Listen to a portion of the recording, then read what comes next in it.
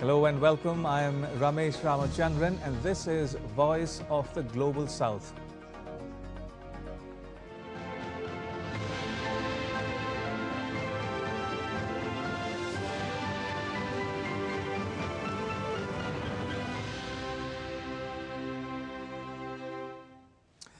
All right then, let's get started. On the show this week, a Bangladesh court sentences former Prime Minister Sheikh Hasina to death. Clashes break out in Mexico as thousands march against President Sheinbaum's government. And world on alert after Ethiopia confirms an outbreak of the deadly Marburg virus. All that and much, much more coming up on Voice of the Global South. In a verdict that echoes through the corridors of power in South Asia, a Bangladesh court has sentenced the country's former Prime Minister, Sheikh Hasina, to death. A daughter of Sheikh Mujibur Rahman, the founder of Bangladesh, condemned by the very people he freed from Pakistan's chokehold in 1971. Our cover story dissects the gavel's fall, the court's thunderous words, the political aftershocks, and Bangladesh's betrayal of Mujib's dream. Sheikh Hasina fled Bangladesh in August 2024 as fury boiled over her government's crackdown on student protests. What began as a demand for reform of government job quotas for certain categories of people ended in carnage. More than 1,000 dead, thousands more injured. Fast forward to 17th November 2025, Dhaka's International Crimes Tribunal, a special war crimes court, drops the hammer. Judge Ghulam Murtaza Mozumdar says Sheikh Hasina is guilty of inciting violence, ordering killings, and failing to prevent atrocities. The courtroom erupts in applause as the judgment is read out. We have decided to inflict her with only one sentence, that is sentence of death.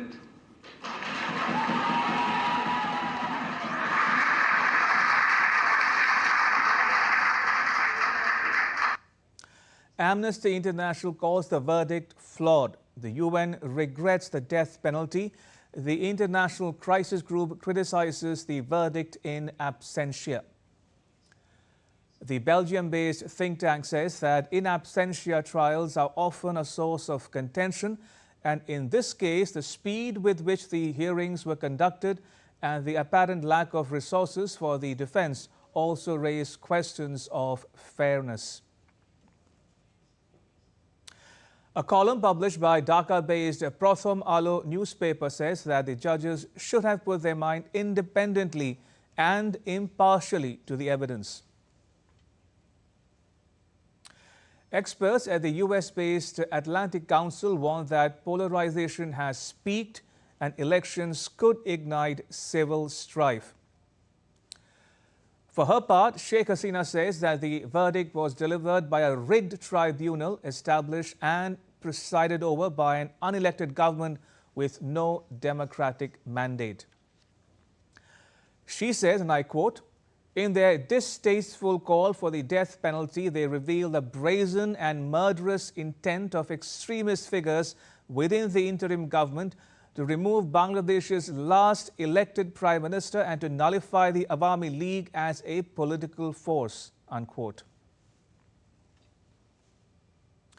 Ironically, the court was set up by Sheikh Hasina herself to try war crimes from Bangladesh's 1971 struggle for independence from Pakistan. The verdict is not final, though. Both prosecution and defense have the opportunity to appeal to a higher court, and final disposal of the case will be made by the appellate division. But there's no denying that the verdict has implications for Bangladesh. For one, the future of Sheikh Hasina's Awami League party is in peril. The interim government, headed by Professor Muhammad Yunus, says that the Awami League remains under what it calls legal proscription for its role in the 2024 violence. The party, once Sheikh Mujibur Rahman's secular torchbearer, is hemorrhaging. Its leaders are either jailed or exiled. Whereabouts of Sheikh Hasina are not known. Sheikh Hasina, Mujib's heir, embodied his 1971 dream, complete with secular democracy and minority rights. She was 27 and abroad when her father was killed in a 1975 coup. She first led the Awami League to victory in 1996, serving a 5-year term, then regained power in 2009, never to lose it again. She was credited with turning around the country's economy. She won international praise for sheltering Rohingya Muslims fleeing persecution in neighboring Myanmar. But the country witnessed a spectacular U-turn since the 2024 protests. Angry youths set fire to Mujib's legacy and ousted her from power less than 7 months after winning a 5th term as leader. The country of 170 million people, the 4th largest Muslim majority country in the world, was once liberation's poster child, but today it flirts with theocratic drift. Sheikh Hasina took a tough stand against Islamist movements during her rule, but Islamist groups have grown increasingly assertive. Now, they've demanded restrictions on cultural activities that they see as anti-Islamic or un-Islamic, including music and theatre festivals, women's football matches, and even kite-flying celebrations. Recently, Bangladesh cancelled plans to hire music teachers for primary schools after the move faced fierce opposition from Islamist groups. The reversal follows strong protests from Bangladesh's largest Islamist political party, the Jamaat-e-Islami, and other Islamist organizations that oppose the inclusion of music in school curricula. Sheikh Hasina's son, Sajib Wazed, who lives in the US, has warned of violent protests if the ban on Awami League party is not lifted before the February election. A showdown could disrupt Bangladesh's garment exports to global brands. Remember, Bangladesh is one of the world's largest garment exporters. The 2024 protests, which the UN says killed up to 1,400 people, had already brought economic activity to a standstill. A new round of violence could further jeopardize the country's economy, which is reliant on a $4.7 billion IMF bailout. The International Crisis Group says the prospect of Sheikh Hasina mounting a political comeback in Bangladesh now appears very slim. Her rival, Khalida Zia, the chief of the Bangladesh Nationalist Party, is now 80, but will likely contest elections despite suffering from years of house arrest when Sheikh Hasina was in power. The two had joined hands to lead a popular uprising for democracy that toppled military ruler Hossein Mohammad Ershad in 1990. But the alliance did not last. The bitter rivalry between the two, called the Battling Begums, using an Urdu honorific for prominent women, went on to dominate Bangladeshi politics for decades. The rivalry endures to this day. Will it heal or hurt Bangladesh? Time will tell. The assassination of a mayor has sent shockwaves across Mexico. Thousands of demonstrators filled the streets, accusing President Claudia Sheinbaum's government of failing to get a handle on crime. The president has unveiled a new security plan aimed at tackling criminal gangs. Military has been deployed to crack down on cartels, combat extortion, and dismantle drug labs. But Mexico's struggle against organized crime is far from over. Aman Kumar Himanshu reports.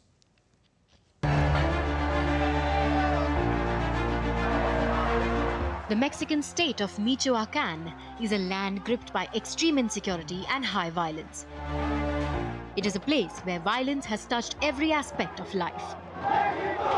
On 15th November, thousands of young people took to the streets from Tijuana in the north of Oaxaca to protest against crime and corruption. Demonstrators dismantled parts of a barrier protecting the National Palace, where President Claudia Sheinbaum lives and works. Police protecting the compound used tear gas on protesters. What I would like is for the government to stop being so permissive with crime and drug trafficking, to control them and to stop extorting people. Carlos Manso, lo que le pasó. We came because of what happened to Carlos Manso. For me, this is a living proof that people have woken up. We cannot be in the hands of a country ruled by crime. No more, no more. I think this is the limit. Ya no más, ya no más. Yo creo que esto ya es el... The protests featured strong anti-government slogans. Some chanted "Out Morena," targeting the ruling party, while others shouted the government killed Carlos, blaming state negligence for the mayor's murder. The protest was triggered by the killing of Uruapan's mayor, Carlos Manzo. On 1st November, Manzo was attending a candlelight ceremony for the Day of the Dead celebrations when a gunman opened fire, shooting him 7 times. On 20th November, Mexico's authorities arrested a man accused of orchestrating the killing. The suspect is linked to a criminal syndicate called the Jalisco New Generation Cartel. Carlos Manzo was a popular figure. The outspoken mayor was elected on a tough-on-crime platform. He often posted announcements of new arrests on his Facebook page. His signature style included a cowboy hat and sometimes a bulletproof vest. Manzo had become a thorn in the side of cartels in the state of Michoacán, where violence among rival criminal groups and with state and Mexican government security forces had exploded. Manzo was an uncomfortable figure for Mexico's government too. He had criticized President Sheinbaum's strategy of curbing cartel violence as a failure and demanded more power to fight back. Manzo was the 7th mayor to be killed in the same state since 2022 and the second high-profile assassination in a span of 2 weeks. Bernardo Bravo, a lime grower and agricultural association president who spoke out against extortion, was killed on 20th October. In a typical video posted on social media, Manzo could be seen warning police against showing leniency towards criminals. In it, he says that any criminal you encounter who is armed and resists arrest or attacks citizens, if you detect them during operations, you must take them down. There should be no leniency with them. This hard line brought him into direct conflict with organized crime, particularly the Jalisco New Generation Cartel. In August, police delivered a major blow to the cartel by capturing its local leader, Rene Belmont, alias Reno. Reno oversaw the cartel's extortion network in the area, largely targeting small and mid-sized avocado and lemon farmers. Following the arrest, violence escalated in the city of Uruapan, including attacks on police officers. Manzo's assassination triggered unrest across the fertile state of Michoacán, which produces limes and avocados found on Canadian grocery shelves. Although the protests were triggered by the killing of Carlos Manzo, the demonstrations have evolved into a broader movement addressing Mexico's long-standing issues of violence, impunity, and corruption.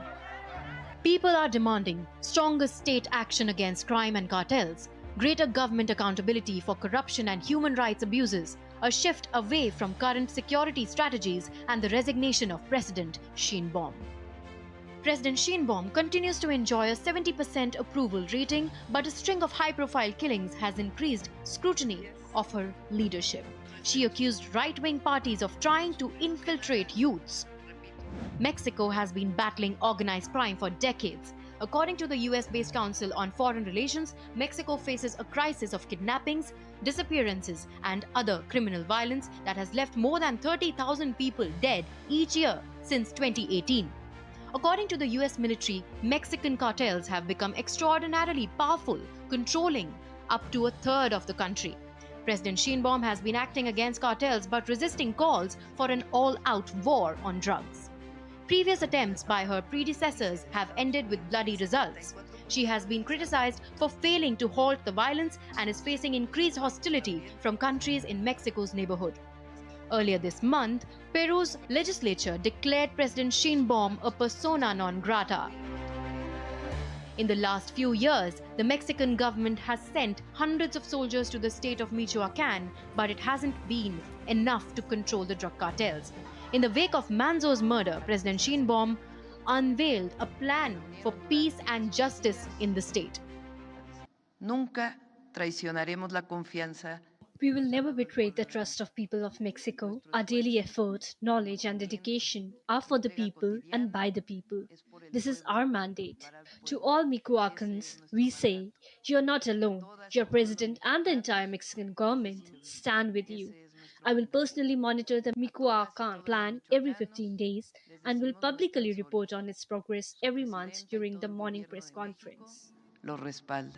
Recent protests have exposed deep frustrations with Mexico's security crisis and governance failures. They reflect a new determination among both young and old to demand accountability from the government.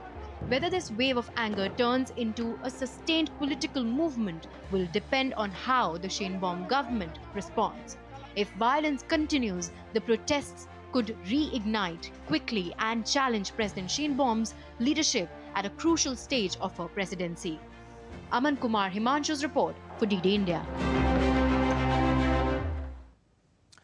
Ethiopia has confirmed its first ever outbreak of the Marburg virus, a highly contagious and often deadly disease related to Ebola. Health officials say that emergency teams have been deployed to the affected region. The World Health Organization has released $300,000 from its contingency fund to support Ethiopia in containing the spread of the virus. Countries neighboring Ethiopia have stepped up surveillance along their borders as a precaution. Aman Kumar Himanshu has more.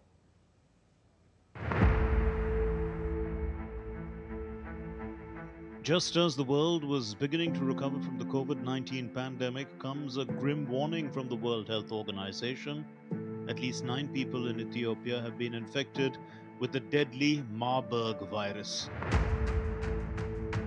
The alert came after some people in southern Ethiopia reported high fever and bleeding. Laboratory tests supported by the WHO confirmed the presence of the Marburg virus, marking one of the most serious public health emergencies the region has faced in recent years.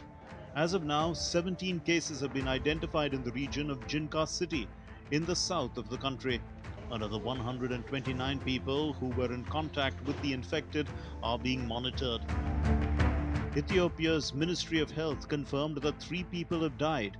WHO Director General Tedros Adhanom Ghebreyesus said that his organization is working with Ethiopian authorities to contain the spread of the virus and to support medical teams on the ground. Attention is focused on identifying all suspected cases, isolating those infected, and enhancing surveillance in surrounding areas.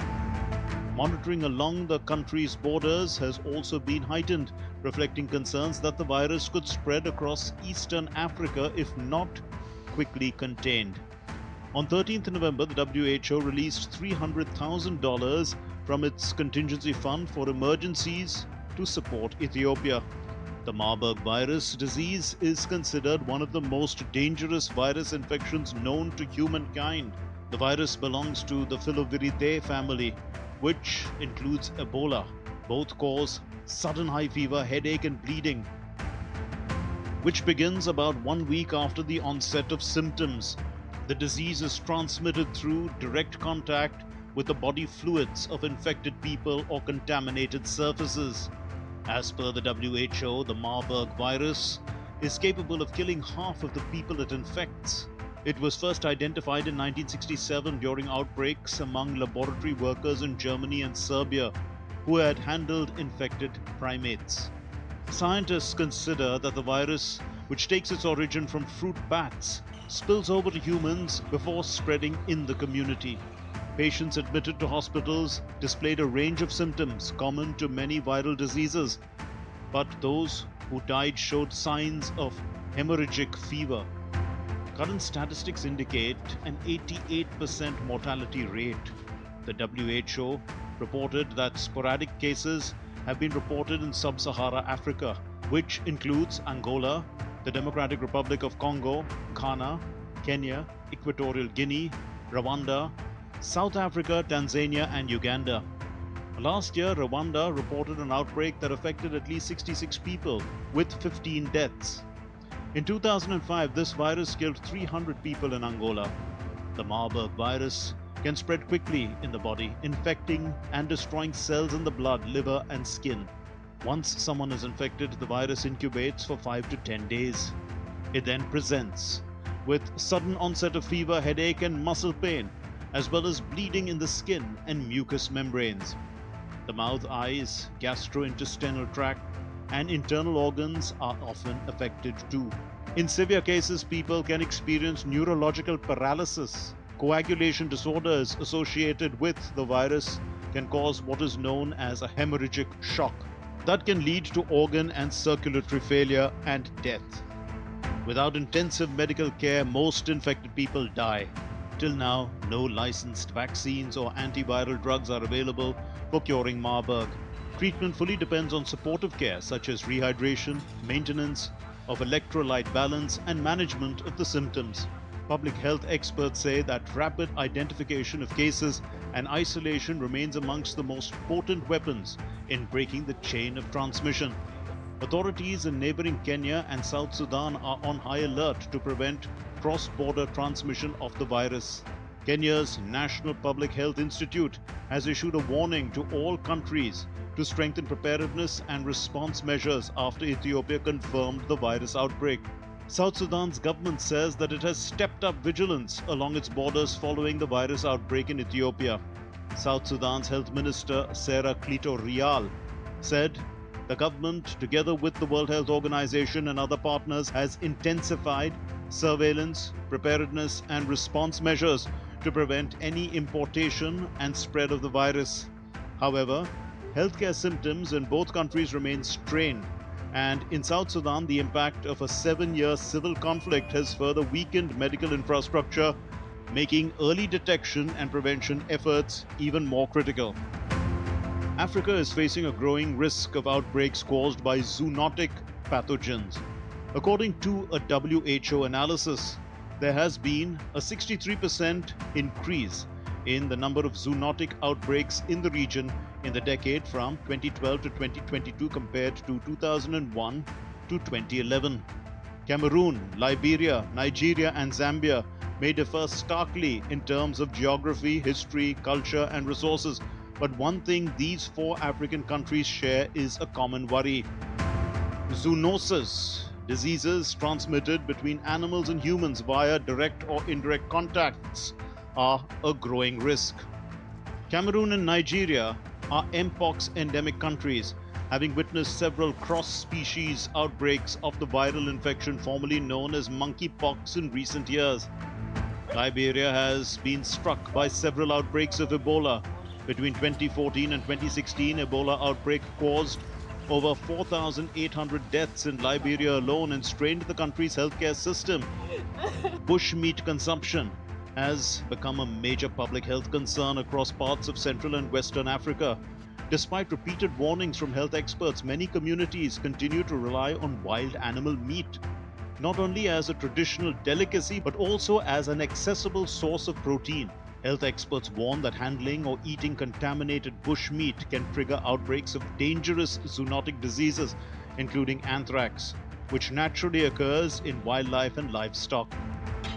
The steady demand for bushmeat in urban centers also makes hunting a lucrative source of income, increasing human-wildlife contact and raising the risk of disease transmission.